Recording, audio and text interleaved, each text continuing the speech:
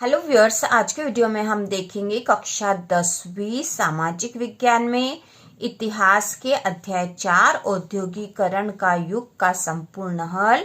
और ये आपके निदानात्मक कक्षाओं हेतु जो मॉड्यूल आया है, जो रेमेडियल मॉड्यूल है, उसमें से हम सॉल्यूशन कर रहे हैं और इसी में से आपकी एग्जाम में क्वेश्चन पूछे जाएंगे। तो अध्याय 4 औद्योगिकरण का युग को शुरू करेंगे। पहला प्रश्न है, सही विकल्प चुनकर लिखिए। इसका पहला है, औद्योगिक क्रांति सर्वप्रथम कहाँ प्रारंभ हुई?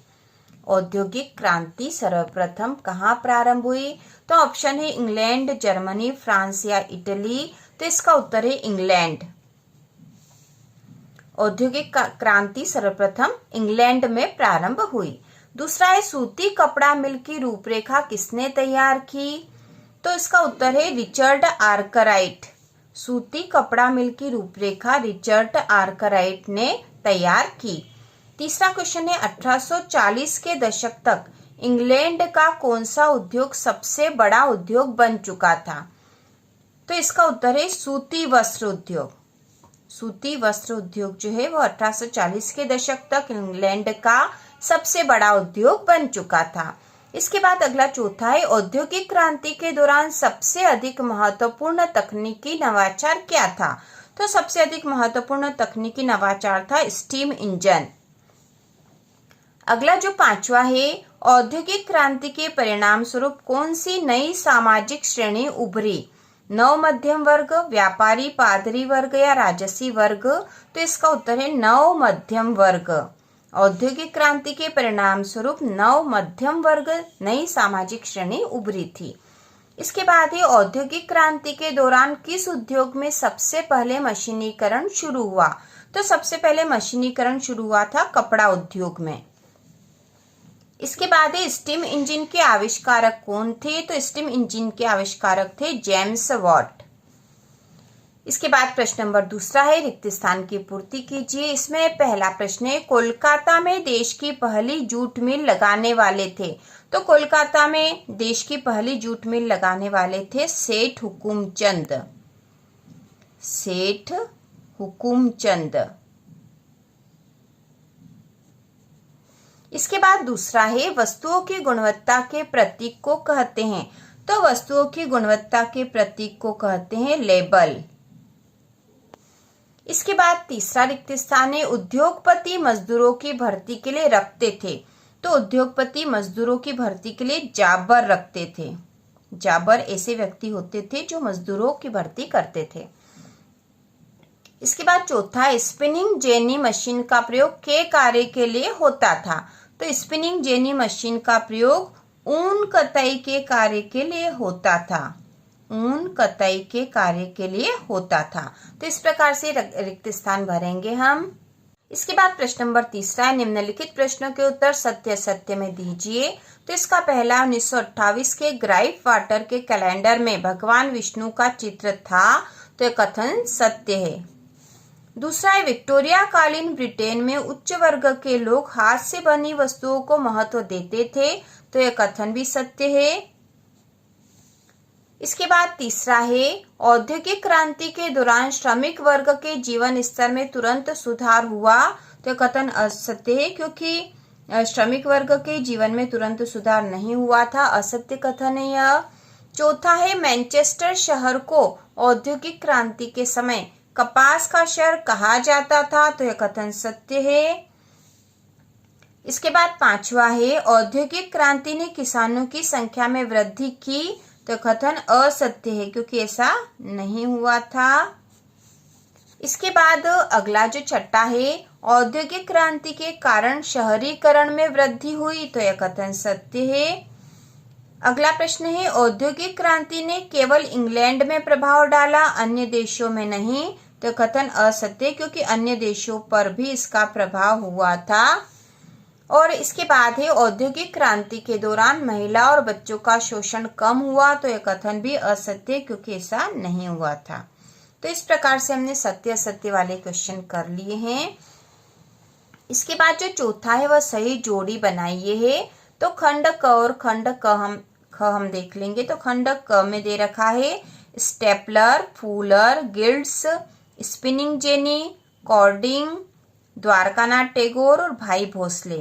खंड ख में है जहाज निर्माण, ऊन को छाटने वाला, चुन्नट से कपड़े समेटने वाला, ऊन कटाई मशीन, उत्पादकों के संगठन, ऊन कताई और ट्रेड यूनियन लीडर। तो इसकी जोड़ी बना देंगे। सबसे पहला स्टेपलर, तो स्टेपलर ऊन को छाटने वाला जो है उसको कहते थे, तो पहले की जोड़ी यहाँ बनेगी।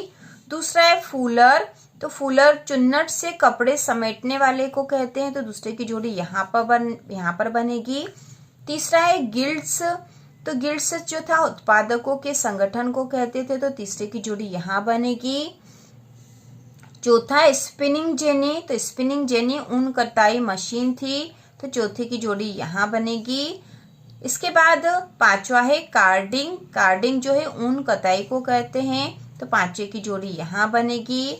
इसके बाद छठा है द्वारकानाथ टैगोर, जो जहाज निर्माण के कार्य से जुड़े हुए थे, तो यहाँ पे छठे की जोड़ी बनेगी।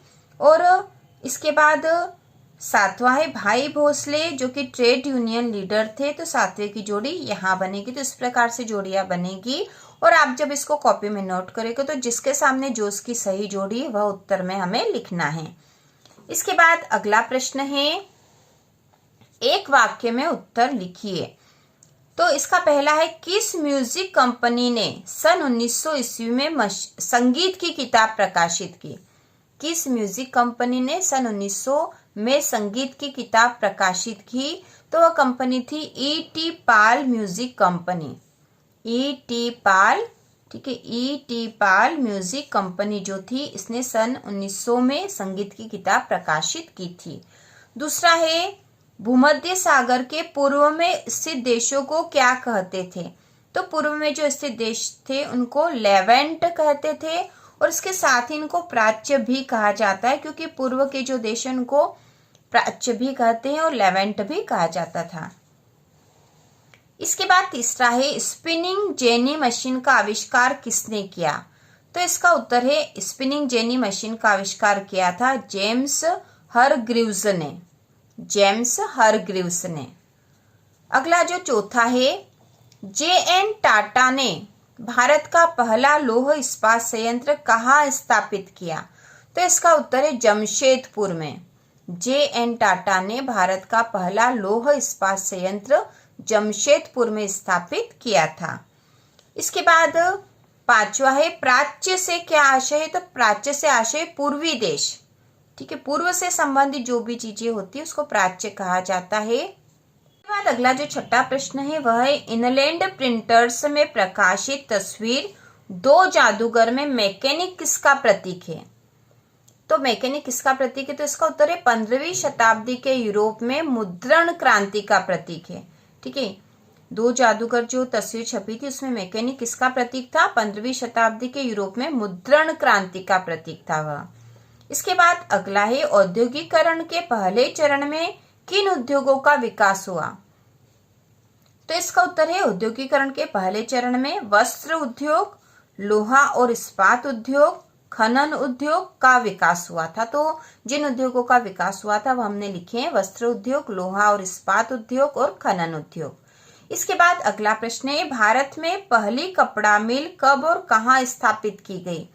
तो इसका उत्तर है, भारत में पहली कपड़ा मिल जो है सन 1854 में मुंबई में स्थापित की गई थी। सन 1854 में मुंबई में स्थापित की गई थी। तो इस प्रकार से हमने अध्याय 4 के सारे ही वैकल्पिक प्रश्न, रिक्त स्थान, जोड़ी और एक वाक्य में उत्तर दीजिए वाले सारे ही प्रश्न कर लिए हैं।